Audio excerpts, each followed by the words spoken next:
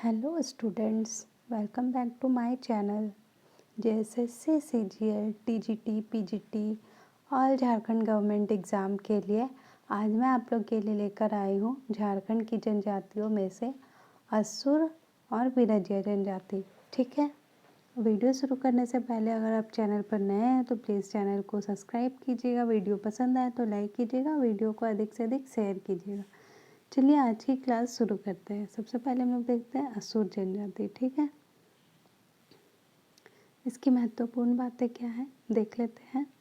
ठीक है, असुर जनजाति झारखंड की प्राचीनतम एवं आदिम जनजाति है। ठीक है, असुर जनजाति जो है वो झारखंड की प्राचीनतम और आदिम जनजाति है, जिनका प्रजातीय संबंध प्रोटो ऑस्ट्रेलाइड समूह से है। ठीक है, इनका प्रजातीय संबंध किससे है तो प्रोटो ऑस्ट्रेलाइड समूह से है। ठीक है, यह एक अल्पसंख्यक जनजाति है। ये कैसी जनजाति है तो अल्पसंख्यक जनजाति है। इस जनजाति को पूर्वा देवा भी कहा जाता है। ठीक है, इस जनजाति को क्या कहा जाता है तो पूर्वा देवा भी कहा जाता है। नेक्स्ट, इस जनजाति को सिंधु घाटी सभ्यता का प्रतिष्ठापक माना जाता है। ठीक है, इस जनजाति को क्या माना जाता है तो सिंधु घाटी सभ्यता का प्रतिष्ठापक माना जाता है। नेक्स्ट है इसमें, झारखंड में इस जनजाति का प्रवेश मध्य प्रदेश से हुआ है। ठीक है, झारखंड में इस जनजाति का प्रवेश कहाँ से हुआ है तो इसका प्रवेश मध्य प्रदेश से हुआ है। ठीक है, नेक्स्ट, इसकी भाषा असुरी है। ठीक है, असुर जनजाति की भाषा कैसी है तो असुरी है। ठीक है, जो ऑस्ट्रो एशियाटिक भाषा समूह से संबंधित है। किससे संबंधित है तो ऑस्ट्रो एशियाटिक भाषा समूह से संबंधित है। इनकी भाषा को मलयाई भाषा भी कहा जाता है। इनकी भाषा जो है वो असुरी है, जो ऑस्ट्रो एशियाटिक भाषा परिवार से समूह से संबंधित है, और इस भाषा को मलय भाषा भी कहा जाता है। ठीक है, इस जनजाति का उल्लेख ऋग्वेद, आरण्यक, उपनिषद, महाभारत आदि ग्रंथों में मिलता है। इस जनजाति का उल्लेख कहाँ कहाँ मिलता है तो ऋग्वेद में, आरण्यक में और उपनिषद और महाभारत आदि ग्रंथों में इस जनजाति का उल्लेख मिलता है। देखिए यहाँ क्या दिया हुआ है, यहाँ दिया हुआ है आपका प्राचीनतम जनजाति व सिंधु घाटी सभ्यता के प्रतिष्ठापक, जैसा कि हम लोग यहाँ पे पढ़ चुके हैं। ठीक है, देखिए यहाँ पे सिंधु घाटी सभ्यता का प्रतिष्ठापक यही दिया हुआ है।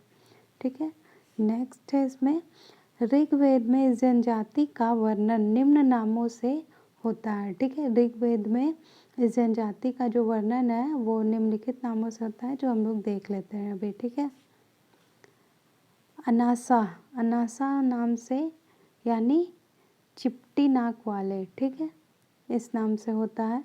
और अव्रत यानी भिन्न आचरण करने वाले, अनव्रत यानी भिन्न आचरण करने वाले, मूर्धावाचा। ठीक है, ये क्या है अस्पष्ट बोलने वाले।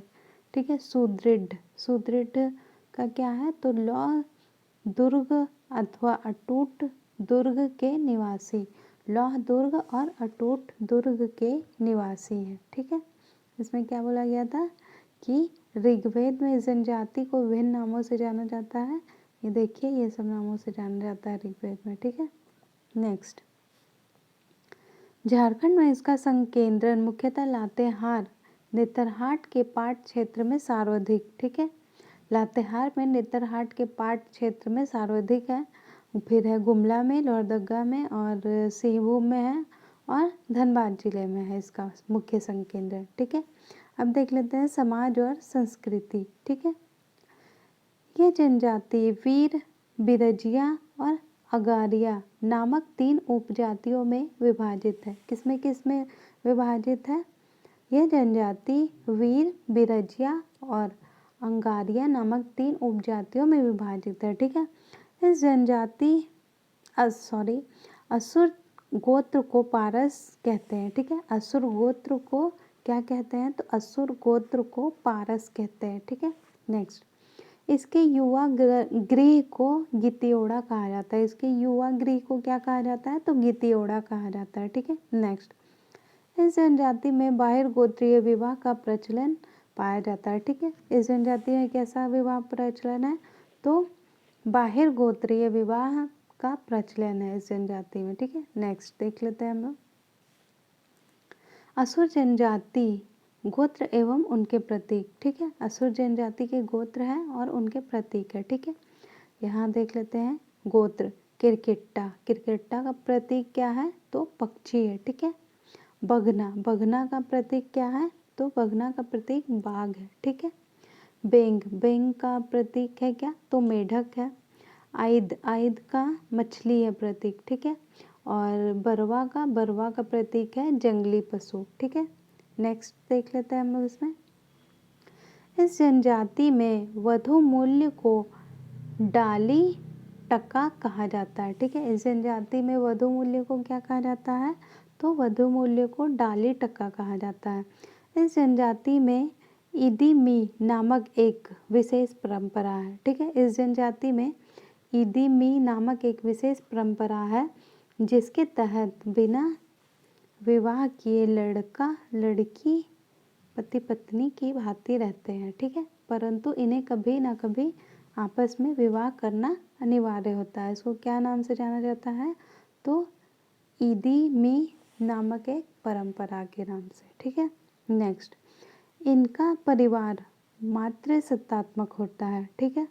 ये जो असुर जनजाति है इनका परिवार कैसा है, तो मातृसत्तात्मक होता है। इसमें संयुक्त परिवार की प्रणाली पाई जाती है, ठीक है। इसमें कैसी प्रणाली पाई जाती है, तो संयुक्त परिवार की प्रणाली पाई जाती है। इस जनजाति में कुंवारे लड़के या लड़कियों द्वारा केले के पौधे लगाना, ठीक है, केला का पौधा लगाना वर्जित है। जो लड़की और लड़का जो कुंवारा है उनको केले का पौधा लगाना वर्जित माना गया है, ठीक है, असुर जनजाति में। नेक्स्ट, इस जनजाति में गर्भवती स्त्री द्वारा ग्रहण देखना निषिद्ध है, ठीक है। ग्रहण देखना, जो ग्रहण लगता है उसको देखना निषिद्ध है। इस जनजाति में महिला के पेट का आकार देखकर गर्भकाल का निर्धारण किया जाता है, ठीक है। इस जनजाति में जो है महिला का जो पेट का आकार देखकर गर्भकाल का निर्धारण किया जाता है। नेक्स्ट, इस जनजाति में प्रसव कक्ष को खौदी तथा प्रसव कराने वाली महिला को चमैन कहते हैं, ठीक है। प्रसव कक्ष को क्या कहते हैं, तो खौदी कहते हैं। प्रसव कराने वाली महिला जो रहती है उसको क्या कहते हैं, तो चमैन कहा जाता है उसे। नेक्स्ट, इस जनजाति में पहली संतान कन्या होना अत्यंत शुभ माना जाता है, ठीक है। इस जनजाति में जो है वो पहली महिला मतलब कन्या संतान होना अत्यंत शुभ माना जाता है असुर जनजाति में। नेक्स्ट, इस जनजाति में बच्चा ना होना ईश्वरीय प्रकोप माना जाता है तथा बंध्या स्त्री की सामाजिक प्रतिष्ठा कम हो जाती है, ठीक है। नेक्स्ट देखते हैं इसमें, इस जनजाति में सुरक्षा हेतु बच्चे को चमड़े का धागा पहनाने की परंपरा है, ठीक है। सुरक्षा के लिए कैसा पहनाने का जो है परंपरा, वो है चमड़े का धागा पहनाने का परंपरा है बच्चे को, ठीक है, जो विवाह के समय खोला जाता है, ठीक है। बच्चे के समय पहनाया जाता है, विवाह के समय खोला जाता है। इसे चामबंदी संस्कार कहते हैं, ठीक है। ये सब आप लोग देखिएगा, ये सब मोस्ट इम्पॉर्टेंट फैक्ट्स हैं जो आपके एग्ज़ाम के लिए काफ़ी हेल्पफुल है, ठीक है। वीडियो पसंद आए तो प्लीज़ लाइक कीजिएगा, चैनल पर नए हैं तो सब्सक्राइब कीजिएगा। चलिए आइए देखते हैं नेक्स्ट, इस जनजाति में दिन के भोजन को, ठीक है, इस जनजाति में यानी असुर जनजाति में दिन के भोजन को लोलोगोटू जोमेकू कहते हैं, ठीक है। दिन के भोजन को क्या कहते हैं, तो लोलोगोटू जमेकू कहते हैं। और रात के भोजन को छोटू जमेकू कहते हैं, ठीक है। रात के भोजन को क्या कहते हैं, छोटू जमेकू कहते हैं। हड़िया इनका प्रमुख पेय है, ठीक है। हड़िया क्या है, इनका प्रमुख पेय है। और हड़िया एक तरह का कह सकते हैं कि ये शराब है, ठीक है, जिसे बोथा या झरनुई भी कहा जाता है, ठीक है।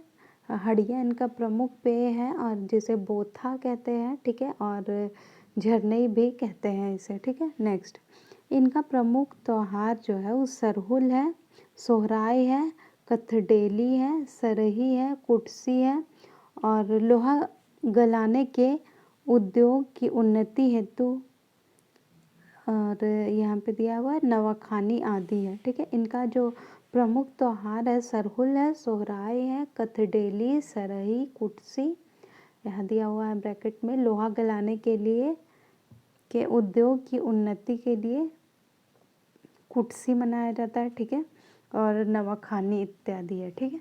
चलिए नेक्स्ट पे चलते हैं।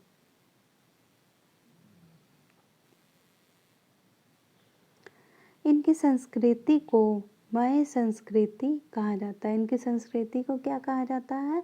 तो मय संस्कृति कहा जाता है, ठीक है। इनके नृत्य स्थल को अखड़ा कहा जाता है। असुर जनजाति के जो नृत्य स्थल है उसको क्या कहा जाता है? तो अखड़ा कहा जाता है, ठीक है। यहाँ देख लीजिए अखड़ा कहा जाता है। आर्थिक व्यवस्था देख लेते हैं इसका। इस जनजाति का प्रमुख पेशा जो है वो परंपरागत रूप से लोहा गलाना है, ठीक है। असुर जनजाति का जो पेशा है परंपरागत रूप से वो लोहा गलाना है, ठीक है। वर्तमान समय में यह जनजाति स्थायी कृषि भी करने लगी है, ठीक है। वर्तमान में ये जनजाति जो है असुर जनजाति वो क्या करने लगी है? तो कृषि भी करने लगी है। अब हम इसका देख लेते हैं हम लोग धार्मिक व्यवस्था, ठीक है। धार्मिक व्यवस्था में क्या है? इस जनजाति के सर्वोच्च देवता सिंह बोंगा है, ठीक है। जो असुर जनजाति है उनका जो सर्वोच्च देवता है वो क्या है? तो सिंह बोंगा है, ठीक है। इनके धार्मिक प्रधान को बैगा कहा जाता है, ठीक है। इसके धार्मिक प्रधान को क्या कहते हैं? बैगा कहा जाता है। और सर्वोच्च देवता कौन होते हैं? तो सिंह बोंगा होते हैं, ठीक है। नेक्स्ट, बैगा का सहायक सुबारी कहलाता है, ठीक है। क्या कहलाता है? सुबारी। बैगा का जो सहायक होता है वो सुबारी कहलाता है। नेक्स्ट, इस जनजाति में जादू टोना करने वाले व्यक्ति को माटी कहा जाता है, ठीक है। असुर जनजाति में जो लोग जादू टोना करते हैं उस व्यक्ति को क्या कहा जाता है? तो माटी कहा जाता है, ठीक है। नेक्स्ट, इस जनजाति में अंत्येष्टि स्थल को शासन कहा जाता है, ठीक है। इस जनजाति में अंत्येष्टि स्थल जो होता है उसको क्या कहते हैं? तो उसे शासन कहा जाता है। यह जनजाति गांव से दूर किसी जल स्रोत के निकट होता है, ठीक है। यह जो है शासन यह कहाँ होता है? तो गांव से दूर किसी जल स्रोत के निकट होता है, ठीक है। तथा मृतक की स्मृति में यहाँ पत्थर गाड़ दिया जाता है, ठीक है। देख लीजिएगा आप लोग, अगर चाहे तो स्क्रीनशॉट भी ले सकते हैं। चलिए अब नेक्स्ट जनजाति में चलते हैं। ये है बिरजिया जनजाति, ठीक है। इसकी महत्वपूर्ण बातें देख लेते हैं। बिरजिया जनजाति सदान समुदाय की आदिम जनजाति है, ठीक है। बिरजिया जनजाति कैसी है? तो सदान समुदाय की आदिम जनजाति है जिनका प्रजातीय संबंध प्रोटो ऑस्ट्रेलाइड समूह से है, ठीक है। इनका प्रजातीय संबंध किससे है? तो प्रोटो ऑस्ट्रेलाइड समूह से है, ठीक है। यहाँ देख लेते हैं ब्रैकेट में हम लोग क्या दिया हुआ है। स्वयं को पुंडरीक नाग का वंशज मानने वाली जनजाति, ठीक है। ये सब आपका एग्जाम में आ सकता है कि क्वेश्चन यहाँ से बन सकता है कि स्वयं को पुंडरीक नाग वंशज मानने वाली कौन सी जनजाति है? तो इसका आंसर आप लोग लगाएंगे बिरजिया जनजाति, ठीक है। चलिए नेक्स्ट पे चलते हैं। इस जनजाति के लोग स्वयं को पुंडरीक नाग के वंशज मानते हैं, ठीक है। ये ब्रैकेट में जो दिया हुआ है वही है। नेक्स्ट, इन्हें असुर जनजाति का ही हिस्सा माना जाता है, ठीक है। ये भी क्वेश्चन बन सकता है कि असुर जनजाति का हिस्सा कौन सी जनजाति को माना जाता है? तो वो बिरजिया जनजाति को माना जाता है, ठीक है।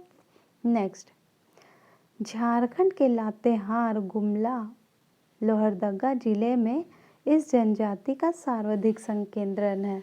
बिरजिया जनजाति का सर्वाधिक संकेंद्रण कहाँ है? तो लातेहार में, गुमला में और लोहरदगा में है। ठीक है। नेक्स्ट, बिरजिया शब्द का अर्थ जंगल की मछली, ठीक है, होता है।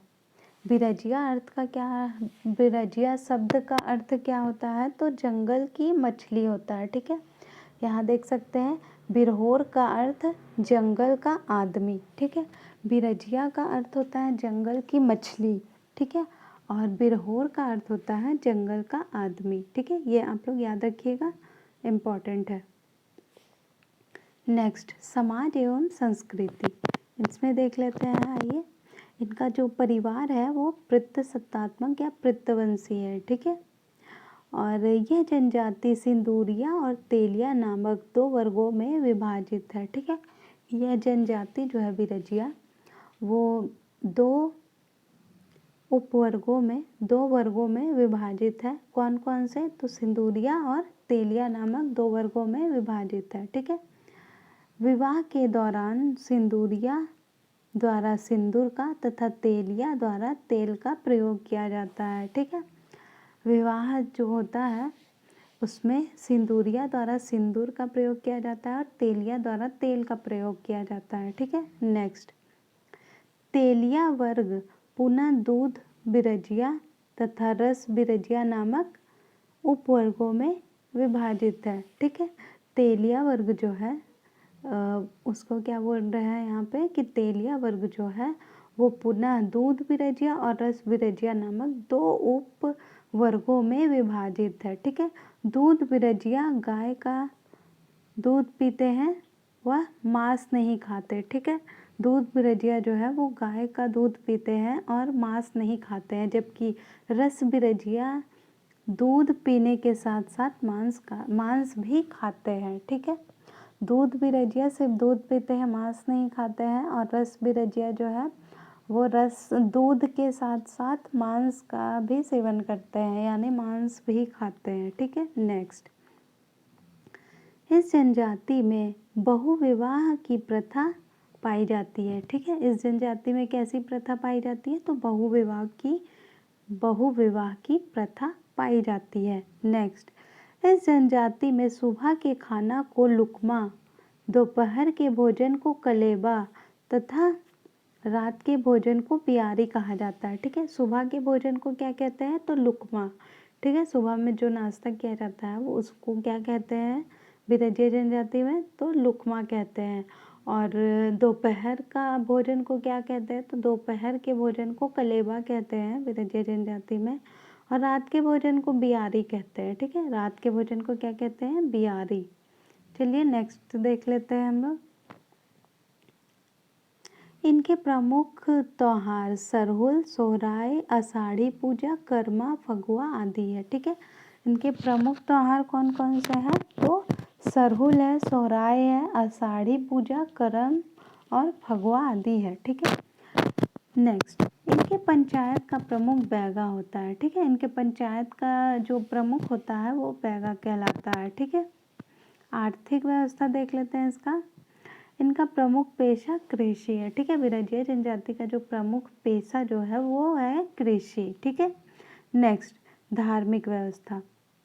धार्मिक व्यवस्था में क्या है ये देखते हैं। पाट क्षेत्र में रहने वाले बिरजिया स्थानांतरणशील कृषि करते हैं। ठीक है। पाट क्षेत्र में जो बिरजिया लोग रहते हैं वो स्थानांतरणशील कृषि करते हैं। ठीक है। इनके प्रमुख देवता सिंह बोंगा, मरंडबुरु आदि है। ठीक है। इनके प्रमुख देवता क्या है? तो सिंह बुरु है, सिंह बोंगा है और मरांडबुरु है। ठीक है। नेक्स्ट, ठीक है, यहीं पे आज का वीडियो यहीं पे समाप्त करते हैं। अगर आपको वीडियो अच्छा लगे तो प्लीज़ लाइक कीजिएगा, चैनल पर नए हैं तो सब्सक्राइब कीजिएगा, वीडियो को अधिक से अधिक शेयर कीजिएगा। ठीक है। और please like, subscribe and share कीजिएगा। एग्ज़ाम के लिए वेरी इम्पॉर्टेंट है। ठीक है। Thank you.